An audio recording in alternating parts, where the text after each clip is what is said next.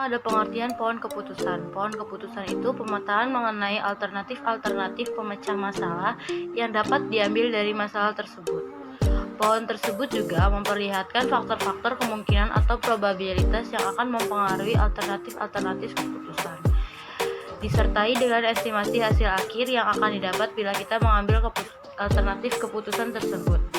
Pohon keputusan sering dipakai oleh manajer atau pemimpin untuk melihat persoalan masalah secara jauh lebih berkerangka.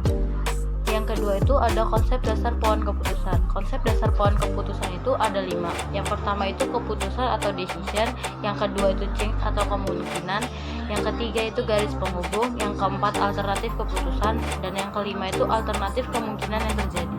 Format pohon keputusan. Simbol yang pertama itu simbol persegi atau simbol keputusan.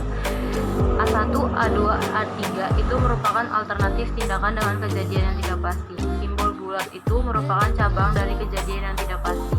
Payoff merupakan hasil, dapat dinyatakan dalam ukuran apa saja. Manfaat dari pohon keputusan ada 3. Yang pertama, membreakdown proses pengambilan keputusan yang kompleks menjadi lebih simpel, sehingga pengambil keputusan akan lebih menginterpretasikan solusi dari permasalahan. Yang kedua, mengeksplorasi data, menemukan hubungan tersembunyi antara sejumlah salur variabel input dengan sebuah variabel target. Yang ketiga, memadukan antara eksplorasi data dan pemodelan, sehingga sangat bagus sebagai langkah awal dalam proses pemodelan, bahkan ketika dijadikan sebagai model akhir dari beberapa teknik lain. Pohon keputusan ada 3. Yang pertama, memahami kasus dan seluruh aspek yang terkait. Yang kedua, menggambarkan kerangka berpikir yang sistematis. Yang ketiga, menggambarkan struktur pengembalian keputusan yang dilakukan decision maker sepanjang waktu atau urutan waktu, termasuk seluruh kemungkinan keputusan dan outcome. Dengan asumsi yang pertama, decision maker hanya mengambil satu keputusan. Yang kedua, setiap keputusan hanya memiliki outcome tertentu. Yang ketiga, semua proses menunjuk tahapan waktu. Kelebihan pohon keputusan. Yang pertama, daerah pengambilan keputusan yang sebelumnya kompleks dan sangat global dapat diubah menjadi lebih simpel dan spesifik. Yang kedua, eliminasi perhitungan-perhitungan yang tidak diperlukan, karena ketika menggunakan metode pohon keputusan, maka sampel diuji hanya berdasarkan kriteria atau kelas tertentu.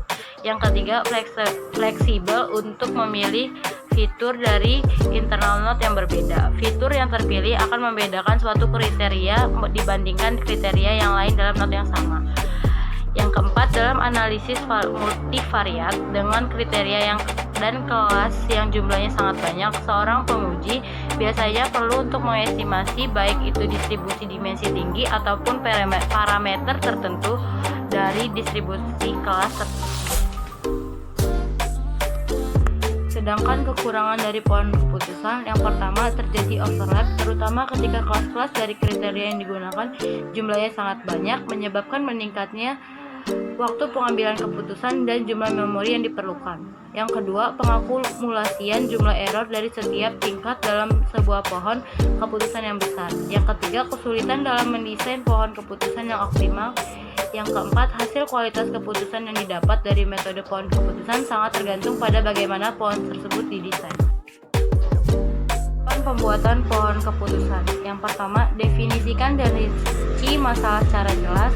Yang kedua, gambarkan struktur dari pohon keputusan. Yang ketiga, tentukan nilai payoff dari setiap kombinasi alternatif kemungkinan. Yang keempat, tentukan nilai peluang dari seluruh kemungkinan dan keputusan. Yang kelima, selesaikan masalah dengan menghitung EMP atau Expect Opportunity Loss. Kriteria pohon keputusan. Yang pertama, Expect Monetary Value atau EMV.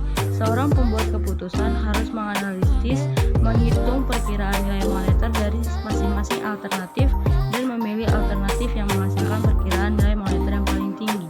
Rumusnya probabilitas dikali nilai payoff yang diharapkan. Yang kedua, Expect Opportunity Loss. Dalam perhitungan Expect Opportunity Loss digunakan informasi probabilitas situasi masa depan. Rumusnya probabilitas dikali nilai payoff yang diharapkan. Pohon keputusan terdapat 3 bagian. Yang pertama, root node yang terletak paling atas dari suatu pohon. Yang kedua, internal node atau node percabangan, hanya terdapat satu input serta mempunyai minimal 2 output. Yang ketiga, leaf node atau node akhir hanya memiliki satu input dan tidak memiliki output. Selanjutnya, penetapan nilai payoff atau pengambilan keputusan dalam. Alternatif dan keputusan akan menghasilkan suatu nilai payoff yang akan ditulis di ujung tiap cabang pada pohon keputusan. Penetapan nilai kemungkinan atau peluang ditentukan secara subjektif, didasarkan pada data yang dapat dipertanggungjawabkan, contohnya dokumen perusahaan, hasil penelitian, dan pengalaman perusahaan. Di sini saya akan menjelaskan tentang the basic risky decision atau keputusan dasar yang beresiko. Alternatif keputusan ada dua, yaitu tinggal dan evakuasi. Pada keputusan tetap tinggal, dengan dua kemungkinan yang terjadi. Pertama, saat tinggal ada badai yang datang terjadi bahaya. Yang kedua, saat tinggal tidak ada badai akan selamat. Pada keputusan evakuasi, maka sudah pasti selamat. Selanjutnya, imperfect information atau informasi yang tidak sempurna. Terdapat dua kemungkinan, yaitu badai dan tidak badai. Pada kemungkinan badai, alternatif keputusan tinggal dan evakuasi. Pada keputusan tetap tinggal, dengan dua kemungkinan yang terjadi. Pertama, saat tinggal ada badai yang datang terjadi bahaya. Yang kedua, saat tinggal tidak ada badai akan selamat.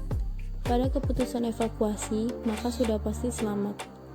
Pada kemungkinan tidak badai, alternatif keputusannya tinggal dan evakuasi. Pada keputusan tetap tinggal, dengan dua kemungkinan yang terjadi.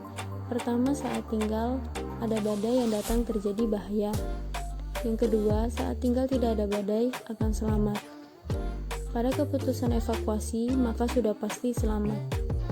Selanjutnya, multiple objective and trade-off. Situasi di mana seseorang harus membuat keputusan terhadap dua hal atau mungkin lebih, mengorbankan salah satu aspek dengan alasan tertentu untuk memperoleh aspek lain dengan kualitas berbeda. Alternatif keputusannya, terima tawaran pekerjaan di Bandung dengan resiko gaji rendah, dingin, dan tingkat stres rendah. Alternatif lainnya, terima tawaran pekerjaan di Jakarta dengan resiko sebaliknya. Selanjutnya, range of risk decision dilemma atau kumpulan keputusan resiko dilema. Contoh, perusahaan akan meluncurkan produk baru ke pasar. Alternatif keputusan saat meluncurkan produk baru, kemungkinan yang terjadi laku dan tidak laku, sama-sama dilihat dari jumlah keuntungannya. Keputusan tidak meluncurkan produk baru tetap mendapatkan hasil atau keuntungan.